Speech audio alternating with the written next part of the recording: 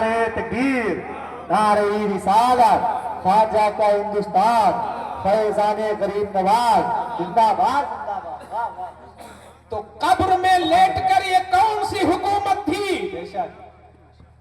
قبر میں لیٹنے والا تلوار نہیں دکھاتا، قبر میں لیٹنے والا تیر نہیں چلاتا، قبر میں لیٹنے والا بندوق نہیں چلاتا، قبر میں لیٹنے والا اپنی ظاہری زندگی میں اپنے اخلاق سے لوگوں کا دل جھکاتا ہے، جب تک زندہ رہتا ہے تو اپنے ہاتھ سے انعام دیتا ہے، اور جب قبر میں لیٹ جاتا ہے تو اپنی روح سے انعام دیتا ہے۔ زندہ باد، نعرہ تکبیر، نعرہ رسالت، فیضان غریب نواز۔ تو انہوں نے حضور سے اخلاق سیکھا۔ حضور کے اخلاق کا کیا کہنا، اللہ اللہ۔ اے خانقاہ افہامیہ میں آنے والوں اور اس مرد قلندر کے فیوزات و برکات کو اپنے دامن میں سمیٹنے والوں، جس نے بظاہر کسی یونیورسٹی میں رہ کر 10 اور 15 سال تعلیم تو حاصل نہیں کیا، لیکن باوثوق ذرائع سے پتہ چلتا ہے کہ جس موضوع پر کلام کرتے ایسا لگتا کہ اس موضوع کے ماہر ہیں، وہ قلندری حیثیت تھی حضرت شیخ افہام اللہ کی۔ حق ہے، سبحان اللہ، سبحان اللہ۔ ایسی عظمت بھری خانقاہ میں آنے والوں، میں پوچھنا چاہتا ہوں، آپ کسی بھی انسان سے پوچھیں جو پڑھا لکھا ہو کہ اسلام کی وہ عظمت ہے، وہ عظمت ہے کہ 1,24,000 کم و بیش یا 2,24,000 کم و بیش پیغمبر آئے، ہر نبی اپنی اپنی ایک شریعت لے کے آیا، دین لے کے آیا۔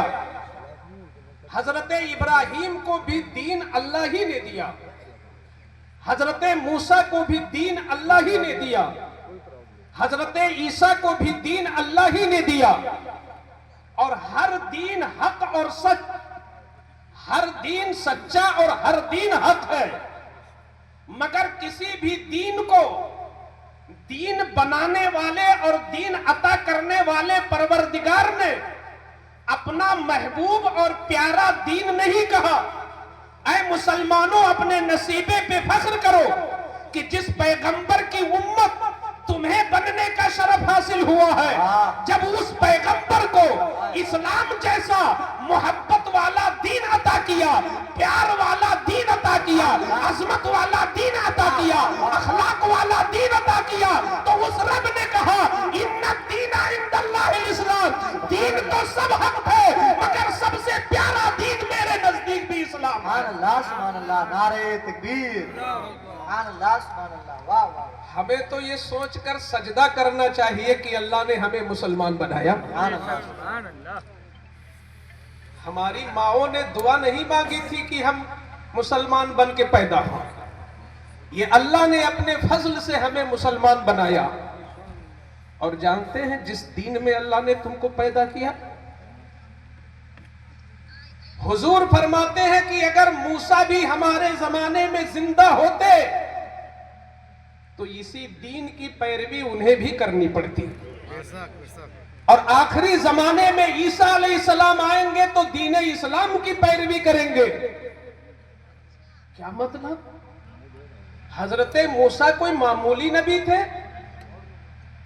ہمارے یہاں غیر مسلم بھائی بھی ہوں، میں انہیں سنانا چاہتا ہوں کہ وہ دیکھیں کہ حضرت موسیٰ کتنے بڑے پیغمبر تھے، مگر ان کی طرف نظر کرتے ہوئے حضور کو دیکھیں، آخری نبی، مسلمانوں کے آخری نبی حضور صلی اللہ علیہ وسلم کا مقام دیکھیں، وہ کس مقام پر فائز تھے۔ موسیٰ پیغمبر سے اللہ کلام فرماتا، کب؟ اے موسیٰ تم طور پہ آؤ۔ موسیٰ علیہ السلام طور پہ جاتے، ڈائریکٹ اللہ ان سے کلام کرتا، فرشتے کا واسطہ نہیں ہوتا، بلکہ ڈائریکٹ حضرت موسیٰ اللہ سے برابر کلام کرتے، ایک دو بار نہیں، بارہا ایسا ہوا کہ موسیٰ علیہ السلام نے اللہ سے کلام کیا. قرآن میں ہے وَكَلَّمَ اللَّهُ مُوسَىٰ تَكْلِيمًا. اللہ نے موسیٰ سے کئی بار کلام کیا اور خوب کلام کیا.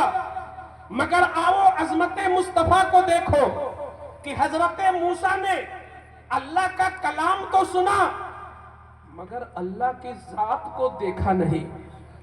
اللہ کا کلام سنا مگر اللہ کی ذات کو دیکھا نہیں. کلام سنتے سنتے اتنی محبت پیدا ہو گئی کہ ایک دن عرض کرتے ہیں مولا تیرا کلام تو سنتا ہوں مگر تجھے دیکھنا بھی چاہتا ہوں. ربی ارینی انظر الیک. اے میرے مولا ذرا مجھے دکھا تو دے تو ہے کیا. ہم تیری ذات دیکھنا چاہتے ہیں. ہم تیری ذات دیکھنا چاہتے ہیں. مولا تو اپنی ذات کو مجھے دکھا دے. رب تو جانتا تھا کہ موسیٰ کی آنکھ میں پاور کتنا ہے. بنانے والا وہی. اسے پتا ہے کہ موسیٰ میری ذات کو دیکھ کر برداشت نہیں کر پائیں گے. تو اللہ نے فرمایا لن ترانی. موسیٰ تم ہرگز مجھے نہیں دیکھ سکتے, ہرگز نہیں دیکھ سکتے. مگر چونکہ ایک نبی نے سوال کیا تھا نا جس کا قرب جیسا ہوتا ہے.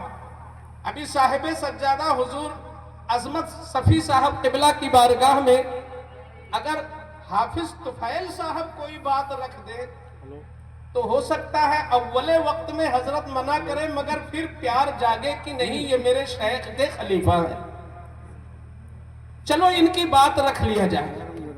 تو کوئی نہ کوئی راستہ نکال کر حضرت نواز دیں گے اور طفیل میاں کی بات کو رکھ لیں گے.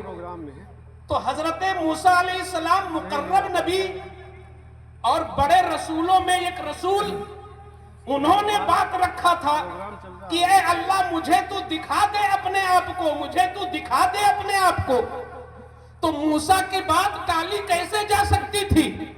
تو اللہ نے پھر کرم فرمایا, کہا موسیٰ تو نے ریکویسٹ کیا ہے کہ تو مجھے دیکھنا چاہتا ہے تو چل میں اپنا نور ڈالتا ہوں پہاڑ پر. ذرا اس پہاڑ کو دیکھ جس پر میں اپنا نور ڈال رہا ہوں.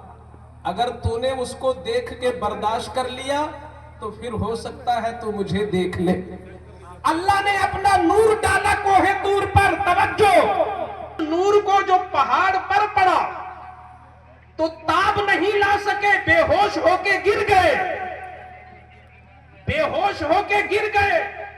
جب ہوش آیا تو چونکہ نور خدا سے ان کی پتلی ٹکرا گئی تھی, نور خدا کو ان کی نگاہ نے دیکھ لیا تھا تو اتنا پاور آ گیا, اتنا پاور آ گیا کہ جب ہوش آیا اور آنکھ کھلی تو کہتے ہیں کہ کالی رات میں کالے پتھر پر کالی چیونٹی رینگے تو میں 40 میل کی دوری سے دیکھ لیتا ہوں.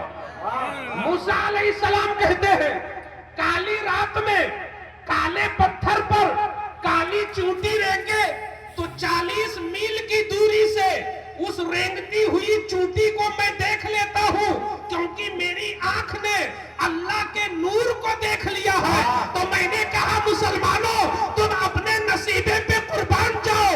موسیٰ کا امتی تو صرف اس لیے مچلتا ہے کہ ان کا نبی 40 میل کی دوری پر رینگتی ہوئی چیونٹی کو دیکھتا ہے. مگر مسلمانوں تم اپنے نصیبے پہ فخر کرو کہ تمہارے نبی نے صرف نبی خدا کا نور نہیں دیکھا بلکہ معراج کی رات میں خدا کی ذات کو دیکھا.